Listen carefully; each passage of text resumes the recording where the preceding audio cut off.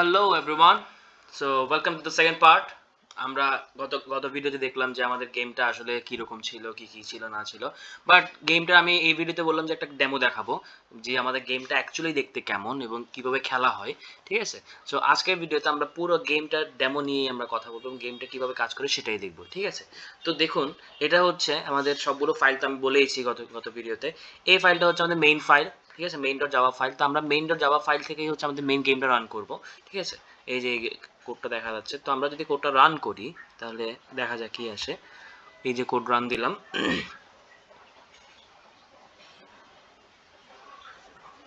দেখুন।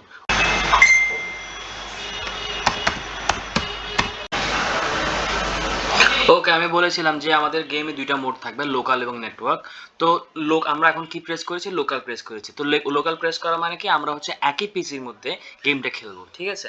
তো আপনি যখন পিসির মধ্যে গেমটা খেলবেন তখন আপনাকে ফার্স্টে জানতে চাইবে যে আপনি কত বাই কত গ্রিড খেলতে চাইবেন, ঠিক আছে? তো আমরা যে কোনো গ্রিড সাইজ আমরা নিতে পারি। আমরা আচ্ছা, আগে লোকাল মোড নিয়ে কথা বলি, তারপর নেটওয়ার্ক মোড নিয়ে কথা বলবো। তবে জাস্ট এটুকু ক্লেমার দিয়ে দিই যে লোকাল মোডে আপনি একই পিসিতে খেলতে পারবেন, আর নেটওয়ার্ক মোড যদি আপনি সিলেক্ট করেন তাহলে হচ্ছে আপনি একই নেটওয়ার্কের মাল্টিপল ডিভাইসেস থেকে আপনি খেলতে পারবেন। মানে হচ্ছে মাল্টিপল পিসিস হতে পারে, মাল্টিপল মোবাইলস হতে পারে, ঠিক আছে? তবে শর্ত একটাই, যে তাদের সবাইকে কিন্তু একই নেটওয়ার্কের মধ্যেই থাকতে হবে, ঠিক আছে?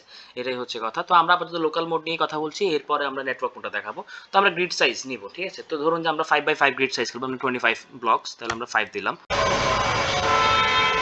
ওকে, এবার আমাদের প্লেয়ার 1 নাম দিতে হবে, ধরুন অর্ঘ্য দিলাম, অর্ঘ্য। প্লেয়ার 2 ধরুন যে রকি। ওকে, তো আমাদের এখন গেমটা এসে গেছে। তো দেখুন, এখানের মধ্যে আপনারা দেখতে Arghya, Rocky, reset game, new game button, ঠিক আছে? এগুলো হচ্ছে সব আমাদের কি লেটার ব্লকস, আমি যেটা বলেছিলাম এ থেকে জেড পর্যন্ত লেটার ব্লকস থাকবে। আর এটা হচ্ছে পুরোটা আমার কি গেম বোর্ড, ঠিক আছে? আমরা কি 5x5 সিলেক্ট করেছি না? তার মানে কয়টা ঘর আছে? 25টা ঘর। একটু কাউন্ট করে দেখুন, 1 2 3 4 5, 1 2 3 4 5, তাহলে 5 5 কয়টা ঘর? 25টা ঘর, ঠিক আছে? 5x5 গ্রিড এটা খেলা হবে। তা আমরা যদি চাই এখান থেকে একটা একটা করে বাটন নেব এবং এখানে যে কোনো পজিশন আমরা বসাতে পারবো। তবে আমাদের গেমের লজিকটা বা গেমের ইয়াটা কি, মেইন রুলসটা কি, সেটা হচ্ছে আমাদেরকে বাম থেকে ডানে এবং উপর থেকে নিচে কি করতে হবে? মিনিংফুল ওয়ার্ড বানাতে হবে, ঠিক আছে?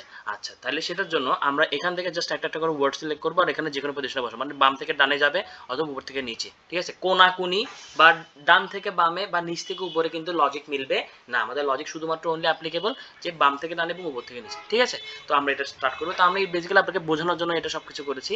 আর হচ্ছে এই যে উপরে দেখুন, যে দেখেন টাইমার সেট করা আছে।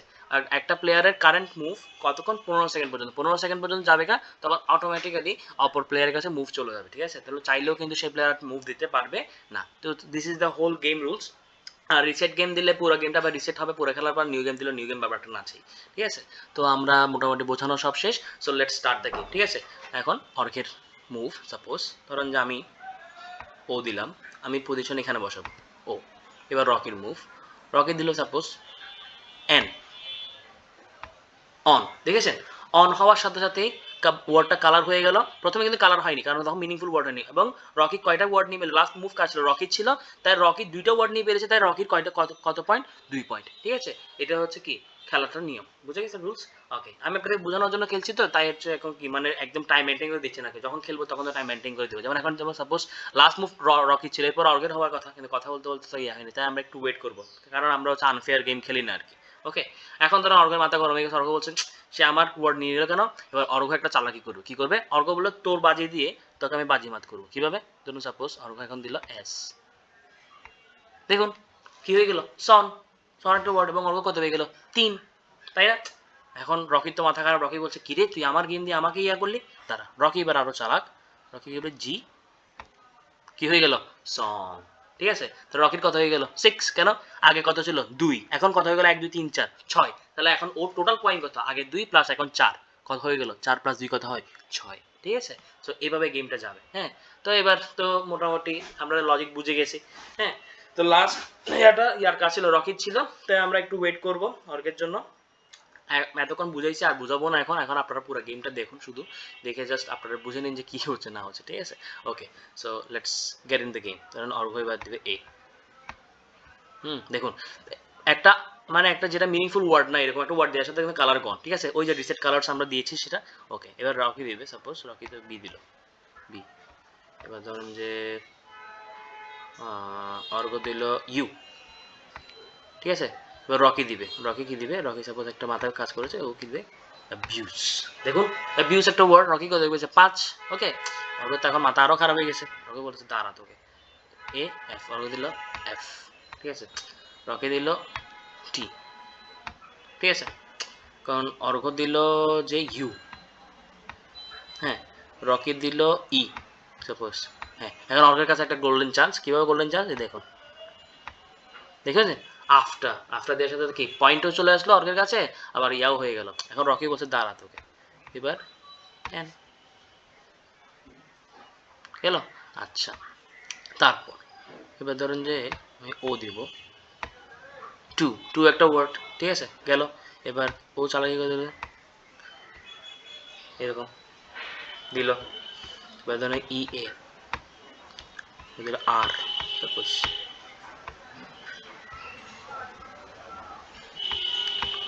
ও এস ই, রোজ, ঠিক আছে, রোজ একটা ওয়ার্ড হয়ে গেল।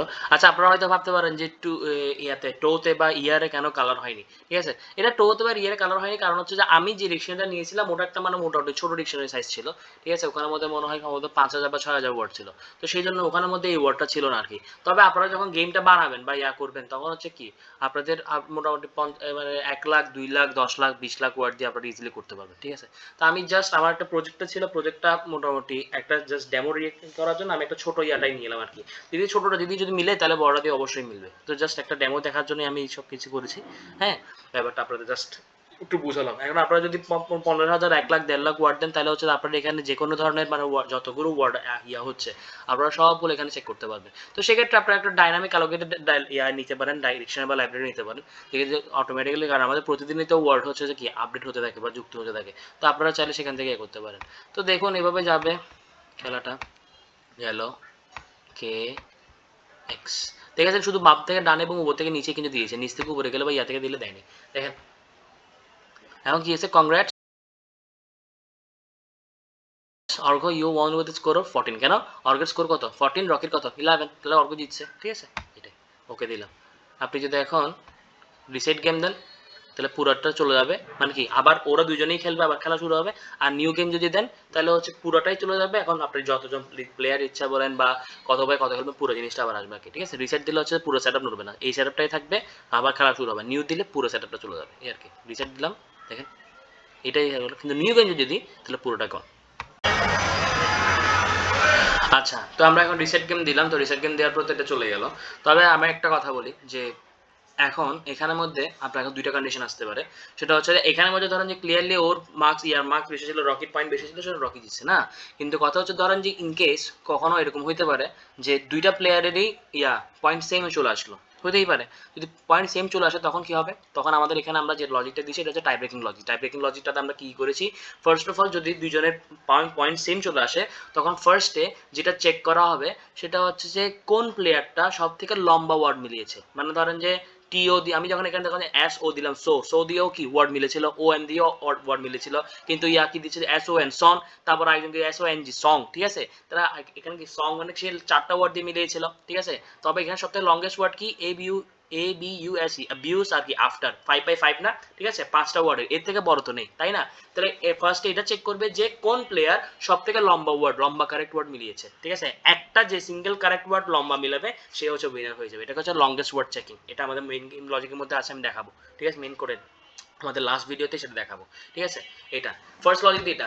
এখন ধরে নিলাম যে ফার্স্ট লজিকও ফেল, মানে হচ্ছে কি যে লম্বা ওয়ার্ড দিয়েও হচ্ছে যে কি মিলাতে পারতেছে না, তাহলে কি হবে, তখন আমাদের আসবে কি সেকেন্ড লজিক। সেকেন্ড লজিকটা কি হবে, সেকেন্ড লজিকটা হচ্ছে যে কে কত কম সময়ে লম্বা ওয়ার্ডটা মিলিয়েছে। ধরেন যে রকিও এবিউস মিলিয়েছে আর ও আফটার মিলিয়েছে, তাহলে দুজনে কি 5/5 ওয়ার্ড মিলিয়েছে, তাই না। লংগেস্ট ওয়ার্ড দুজনের কি 5 সাইজের। এখন এটা যদি হয় তখন সেকেন্ড লজিক যেটা চেক করবে সেটা হচ্ছে যে এই লম্বা ওয়ার্ডটা বা লং ওয়ার্ডটা কে কম সময় মিলিয়েছে। ধরেন যে রকি 8 ওয়ার্ডটা মিলাতে টাইম নিয়েছে, ধরেন যে সাপোজ ইন টোটাল মানে ধরেন এ দিতে, বি দিতে, ইউ দিতে, এস দিতে, ই দিতে বা এরকম টোটাল কত ইয়া দিয়ে সে লাস্ট মুভটা কতক্ষণে দিয়েছে সেটার উপর কথা, ঠিক আছে। এখন লম্বা ওয়ার্ডটা মিলিতে কতক্ষণ মানে কি টোটাল না, লাস্ট মুভটা সে কতক্ষণে মিলিয়েছে। ধরেন যে সে এ বি ইউ এস পর্যন্ত ছিল, তো রকি ধরেন যে ইটা এখানে ই বাটনটা দিছে, সাপোজ ধরেন যে যখন এখানে কারেন্ট টাইমার ছিল যখন কত 12 সেকেন্ড, তখন তাহলে ই দিতে তার কতক্ষণ লেগেছে 3 না, তাহলে অ্যাবিউজ, তাহলে এখানে লজিকটা ধরে নেবে যে অ্যাবিউজ ওয়ার্ডটা মিলাতে টোটাল তার 3 সেকেন্ড টাইম লেগেছে। আর ধরেন যে অর্ঘ এখানে ধরেন যে আফটার, এখানে লাস্ট ওয়ার্ডটা কি ছিল আর ছিল, তাহলে এখানে অর্ঘ আরটা দিতে এখানে টাইম নিয়েছে, তখন এখানে কারেন্ট টাইমার ছিল সাপোজ ধরেন যে কত 10 সেকেন্ড, কত 10 সেকেন্ড, তাহলে অর্ঘ কত লেগেছে 5 সেকেন্ড টাইম লেগেছে, 15 থেকে 10 গেলে কত 5, ঠিক আছে।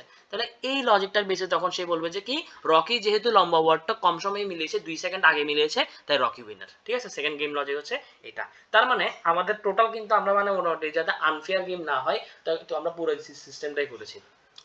টাই ব্রেকার হলে লংগেস্ট ওয়ার্ড দেখেছি, লংগেস্ট ওয়ার্ড দিয়েও যদি না মিলে তাহলে লংগেস্ট ওয়ার্ড মেলার জন্য লংগেস্ট ওয়ার্ড কত কম সময়ে কে মিলিয়েছে সেটাও আমরা রেখেছি। তাহলে মোটামুটি যা দেখা যাচ্ছে যে এটা পুরোটা একটা কি ফেয়ার গেম। আপনি এখানে মোটামুটি আতার যা চিটাঙ্গি ভাষা বলতে আতার যা আপনি কখনো কি করতে পারবেন না, জিততে পারবেন না, কারণ এটা জেতাটা ইম্পসিবল, কারণ আপনাকে এখানে ফেয়ার গেম খেলেই কিন্তু জিততে হবে, ঠিক আছে। সো এটাই ছিল আর কি।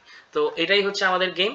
এই পুরো গেমটা লজিকটা আমরা বললাম, ফার্স্ট ভিডিওতে আমরা দেখেছি, সেকেন্ড ভিডিওতে আমরা ডেমো দিলাম, থার্ড ফোর্থ ফিফথ এবং এই প্লেলিস্টে পুরোটা আমরা এখন যেটা দেখাবো সেটা হচ্ছে এই যে পুরো জিনিসটা আসতেছে, এই যে ব্লকসগুলো আসতেছে, এই যে গ্রিডটা আসতেছে, এই যে বাটনগুলো আসলো, কিভাবে হচ্ছে কালার সবুজ হচ্ছে, আবার ওয়ার্ড না মিললে সবুজটা চলে যাচ্ছে, ঠিক আছে। এই পুরো জিনিসগুলো আমরা line by line step by step হচ্ছে যে আমরা পরের ভিডিওতে আমরা কি করেছি এক্সপ্লেইন করেছি, ঠিক আছে। So don't go anywhere and please keep updated and stay tuned with us for more updates, follow for more, ঠিক আছে। সো দেখা হচ্ছে পরের ভিডিওতে। থার্ড ভিডিওটা কিন্তু ইম্পর্টেন্ট, কারণ থার্ড ভিডিওতে আমরা মোটামুটি আমাদের game grid letter blocks class, game grid class এগুলো নিয়ে পুরো ডিটেলস আলোচনা করেছি।